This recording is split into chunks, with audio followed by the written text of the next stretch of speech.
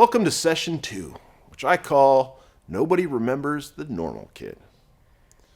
We all get friend requests from high school classmates and wonder, who is this person? Happens to me, or at least it did for quite some time. In fact, just recently, I didn't even realize who one person was until they tagged me in a photo from middle school. Oh yeah, now I remember. She was one of the most famous people in high school, and I had no idea who she was. Well, then I got a friend request from Michelle. Let me tell you about Michelle, because she was crazy, and she loved to do crazy things. Dares. Hold on.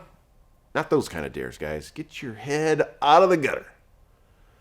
During one particular lunch in middle school, someone dared her to stick a red hot, those little red things, right up her nose to see if it would burn. Turns out, not only did it burn, it got stuck up there. Everyone was gathering around, trying all sorts of ways to pry it loose without really any success.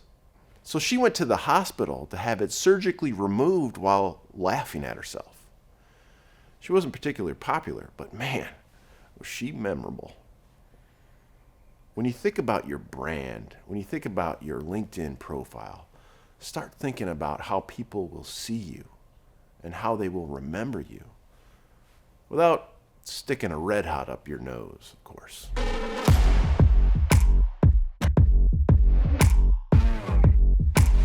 Okay, let's play a game. It's called the Dolly Parton Challenge. In fact, you're going to have to use one of your lifelines on this one and phone a friend. Seriously, get moving. I'll wait. Wait. Listen to what I'm asking you first before you do that. Here's the first thing you're going to do. Take out a note card and write down these questions and fill in your own answers. First question, who are you? Second question, what do you do? Third question, how do you help? Now's the part where your friend comes into play. So go phone your friend. Have them answer these questions on a separate note card. But they can only use clues from your social profiles. Facebook, Instagram, LinkedIn, Twitter, TikTok. This is gonna be sweet. Okay, press pause. Oh, cool.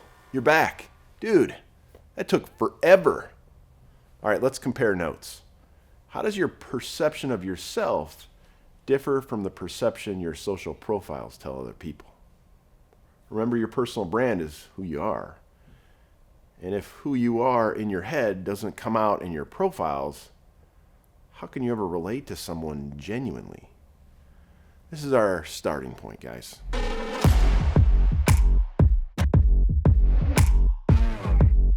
Okay, here are the questions we need to answer now that we've just experienced the Dolly Parton Challenge. By the way, I believe that who you are shouldn't necessarily differ between social profiles. What do you want your personal brand to say about you? What about your professional brand? Now, and this is a fun one, what types of content can you share and create to appeal to both? Think of it this way. Whatever you're passionate about, wherever your energy goes when you're off the clock, how can you relate that to what you do? Now you have an answer for what types of content you can create. And as for what types of content you can share, well, that's even easier. It could be like-minded people sharing content specifically to your passions and your profession. Done.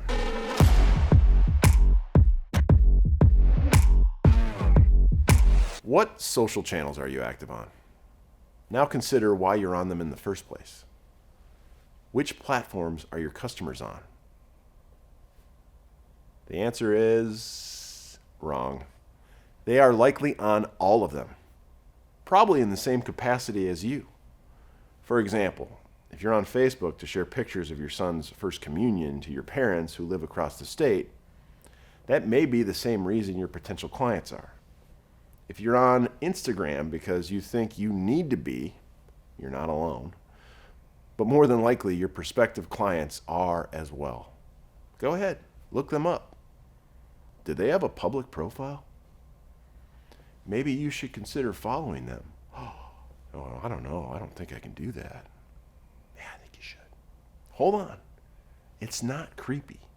I know you think it's creepy or inappropriate, but it's not. Do you know what is creepy? And this will always be creepy. When you like photos from anyone on Facebook or Instagram from years ago. Hello? You're creepy. This all ties back to the point I was making earlier about bureaucracy. You know it's engaging. You know people want to be social. Yet you're listening to some broken record in your head tell you it's not okay. Why? Okay, where was I? Because I think I blacked out. Oh yeah, I know. Why are you on LinkedIn? Is it either to find a job or to find clients? Start thinking differently about this platform and do it now, because LinkedIn is like your personal website. If you create content or join in the conversation of someone else's, people might actually visit your profile. The question is, will they stay there once they arrive? And if they do stay, what's the call to action? LinkedIn can be incredibly powerful, a powerful tool for engagement when you stop thinking of it the way your dad does and start thinking of it as a platform for adding value, for sharing information, for free, for fostering connections and establishing relationships. I'm not joking when I say this. I've met some of my best friends on the planet through LinkedIn content. I'm not kidding either. I'm going to segue hard into LinkedIn here in a moment, but for now, let me tell you a story about why it might be valuable to consider other platforms as well. Let me tell you a story about TikTok. Because your customers aren't on TikTok, you know. Again, wrong. Remember what you said about Instagram 10 years ago? Oh, I'm never going to have Instagram. It's just dumb. Fast forward to right now, 2022, present tense, and all of a sudden your company is scrambling to catch up on Instagram because, oh my gosh, we should have been on Instagram, and now it's too late. It's the same story with TikTok. In 2019, over Turkey Day, probably my favorite holiday, I'm sitting on the couch hoping, technically praying, the Cowboys lose because I don't like the Cowboys or Troy Aikman. Sorry, I got distracted. And I'm watching my wife's niece scroll through this platform. Hey, what is that? Oh, it's TikTok. Huh. Can you show it to me? She goes on to give me a lesson on it, and I am very intrigued. One thing you should know about me, if you don't already, is that I create a significant amount of personal content through the form of personal videos about my faith. One of these personal videos that I'm talking about or referring to in particular, I created for a very large conference here in Fort Wayne that was headlined by a guy named E.T. the Hip Hop Preacher. So I was very intrigued. So with the direction from Nicole, hi Nicole, you made my BeaDisruptur sessions, I chopped that video up into several videos, like little micro videos, and I posted them on TikTok. All within the first day. And I didn't look at TikTok again until like Tuesday or Wednesday the next week. And when I finally opened up the app, to my surprise, holy smokes! I got 15,000 followers. I ain't even touched the thing since then. And I thought to myself, okay, this is interesting. I wonder if my company should consider getting in on this platform now versus 10 years from now like they did with Instagram. So obviously I went to our marketing team and I asked them, should we be on TikTok? And of course, they told me exactly what I thought they would. Our customers aren't on TikTok. Are you crazy? I mean, I was pissed, per usual. Another thing you don't know about me, and there I am being vulnerable again. Whoops. I'm not kidding. The very same day, I received a LinkedIn message. Actually, it was an in-mail from a third connection telling me how his son had watched my videos on TikTok and now would like to go to church for the first time in forever as a result of watching them. I remember it like it was yesterday because his exact words were, I looked you up on LinkedIn to thank you, and sure enough, I noticed you're in custom software development sales. I mean, at the time I was. This particular person was the head of application development at what we in this profession would consider a whale of an account. Enterprise, to get technical, which means over 10,000 employees. This wasn't just some small account. This was a mega deal. After I got that message on the same day, I didn't go back to our marketing team. I went to the top. Look at this. Guess which company had a TikTok strategy within a week? Ours. Here's the point to all of this. Never underestimate the power and reach of your influence. It's the exact reason I encourage my clients to become content creating machines. There's an underworld community of people sharing your content through the means of dark social that you have no idea even exists. Whether you believe it or not, somebody is viewing your content right now. Maybe even someone like the application manager I mentioned above on another platform. LinkedIn just so happened to be the communication method we use to engage with one another. Can you imagine if you stopped sharing content because you thought no one was paying attention? That'd be a shame.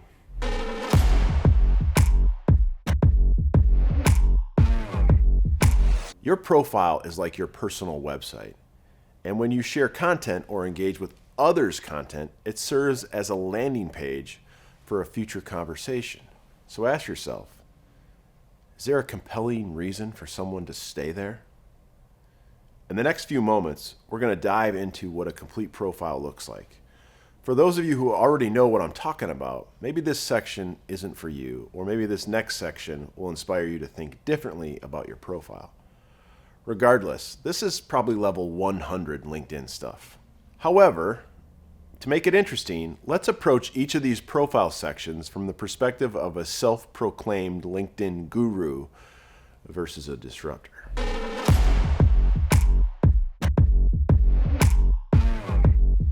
Let's start with your LinkedIn headline. Here's what the LinkedIn guru will say. This is where you tell someone how you will help people. I help so-and-so achieve their dreams through freeing up their time and enjoying their life. In other words, you help people copy other people and convince them that it's okay to be unoriginal. Sorry, did I just say that out loud? Here's what Disruptor would say. This can be anything other than what anyone else has ever done. Got it? I, for one, use my motto as my headline. Standing on the corner straight, slanging hope. I love the idea of encouraging an explanation, and hopefully you can follow me on this one.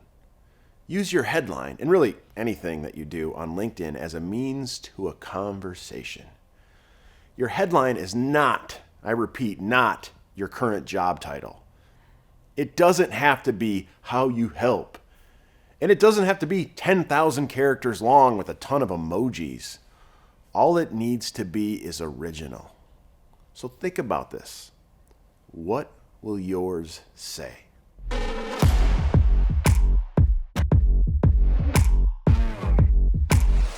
Let's slide into your profile picture. And here's what a LinkedIn guru would say. This is a professional headshot. Don't wear a hat, glasses, have a picture of your wife or family. Definitely not your dog or cat. Make sure it's a close-up shot. Yeah, says who? I know plenty of LinkedIn influencers who all have one thing in common. They abide by their own rules. Here's what Disruptor says. This is your opportunity to explore the space. It's an opportunity to grab a little bit more cowbell. Remember the normal kid? No is the correct answer to that question. Look up financial advisor on LinkedIn. Tell me which one appeals to you. You can't tell the difference, can you? They're all wearing a nice suit and a tie, aren't they? I'm looking for the guy in the Hawaiian shirt and the sunglasses. Oh yeah, that's my dude. That's the guy I want managing my money. Your profile picture has an opportunity to say so many things. Typically things like, hi, my name is Wayne, and I live in Delaware. That's a Wayne's World joke. You definitely didn't get it. Hey, get out your iPhone, find a cool background, and have your friend take a cool picture of you using something called portrait mode. Okay, perfect. Now all you need to do is the hardest part, and that's add a profile video to your profile picture. Yeah, just hit the plus sign and watch where it takes you. All you need is just 10 seconds telling someone something about yourself and use subtitles. I'll get into that later in what I call the tech session, and all you nerds are like, oh, I can't wait for that session. Good, because we're going to get into it.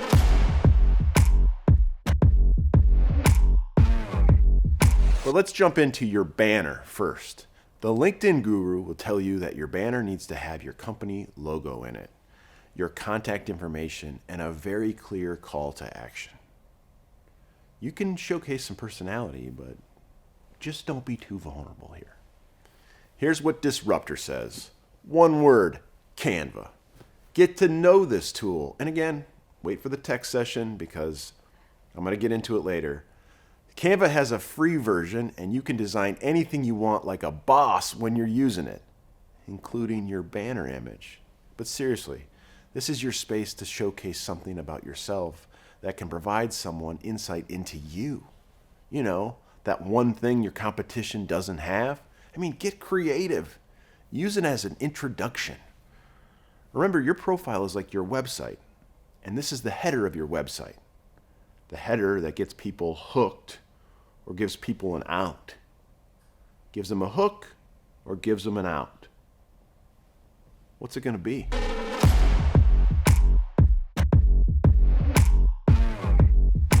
Let's get into job history for a second. And here's what the LinkedIn guru will tell you. Stats on stats on stats. Show your audience how great you are or have been. Okay, whatever. Here's what Disruptor's going to say. Pop quiz, hotshot. Are you looking for a job or are you looking for a client? Just kidding. You should be looking to engage with someone here. Your job history is a perfect way to do that by telling a very compelling story of why someone would want to work with you. You can progress from that first job out of college to exactly where you are today. Include the adversity, the challenges, the success stories, how you helped someone, and make sure you include a solid description of who your company is or was. This will give your audience a snapshot into a day in the life of you, along with an outline of the company they're potentially going to deal with. One thing to keep in mind is that stats on stats on stats equal no gains. Remember that. Stats tell recruiters, hey, I want a job. They tell your customers, I'm a very good salesperson. You don't need them in your profile. Your resume might, but not your profile. Under each job you have ever had, it's important to include any media associated with that company that is of any significance, especially if that media has you in it. To add media, all you need to do is click the pencil and attach it to each specific job. It takes less than 30 seconds to do this and will help you create a complete and engaging profile for your audience to spend hours surfing through. The best job history section I've ever seen was from this software developer. This is hilarious. For each job leading up to his current job, he simply typed, I crushed it. It made me laugh because for his present job, he just typed, currently crushing it, nothing else. You gotta just love that type of confidence.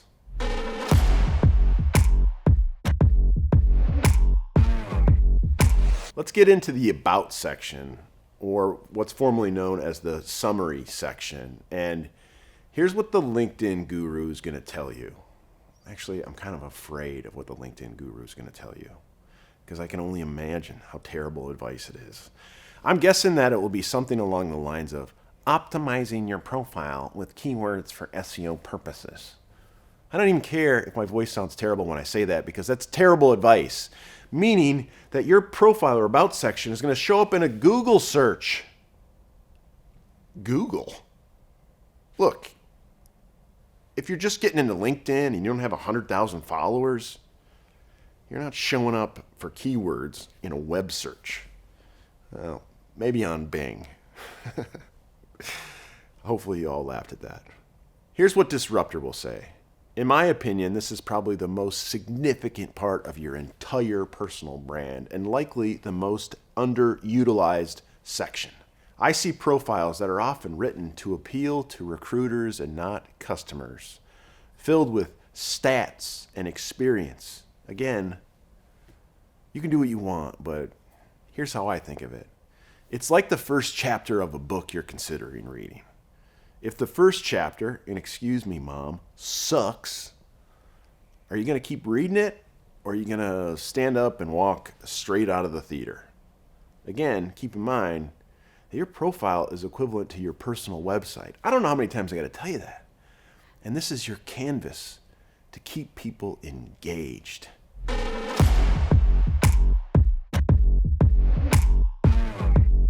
Here are the top 3 reasons your bio should be written in the third person. And try to pick up on the heavy level of sarcasm because I'm going to be laying it on pretty thick. Number 1, you're a billionaire and your assistant wrote it. Number 2, actually, the first reason I gave isn't good enough. Number 3, there are no other reasons. Okay, you got it? Now that you know to never write yours any other way than from the first person perspective, finally, can we get down to business? Consider opening your summary with a quote, something that inspires you, something that defines you. In the first paragraph, answer the question we've already answered earlier. Who are you? Think of your upbringing, your characteristics, and don't be afraid to open up about yourself. Remember, it's the first chapter of a really good book.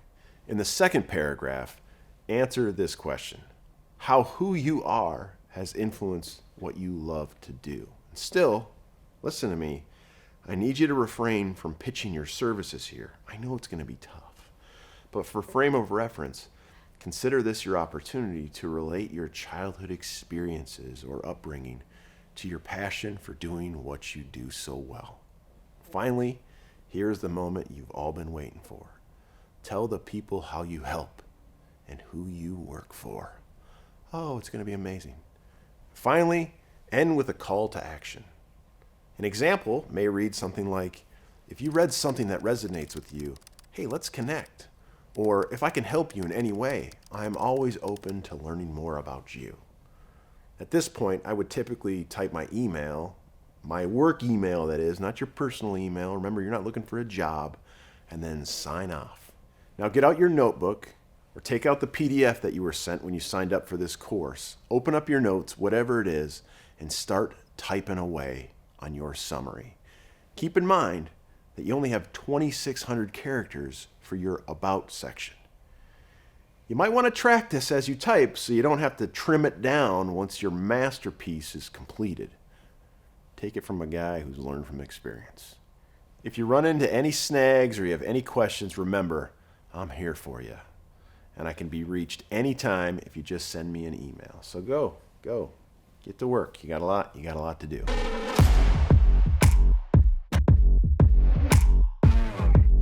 Finally, let's start taking credit for what we do. Regardless of what some LinkedIn guru is going to tell you, LinkedIn is a self-promoting site. The key is being tasteful, and a completed profile will only help your chances of engaging with someone. Consider all of the following. Make sure that you're linked to your company page. Make sure that your profile is complete, that your contact information is filled out with your work contact information. Enter your skills. Also, a good time to tell you, Microsoft Office is not a skill anymore. It's pretty much assumed that you know how to use Word or Excel or PowerPoint. And let's talk about honors and awards.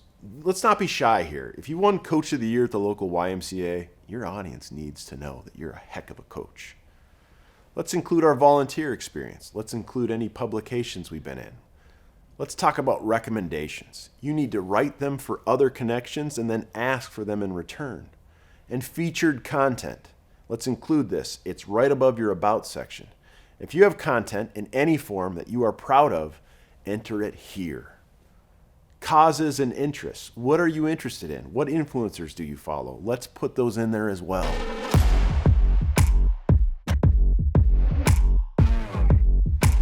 now that concludes your level 100 LinkedIn session. Are you happy? How do you feel? Did you hear anything that you didn't already know? What if I told you we're going to head straight to level 400 next? Because we are. So buckle up. Get that helmet out. I told you about that helmet earlier. You should probably put it on now. Okay, I gotta go.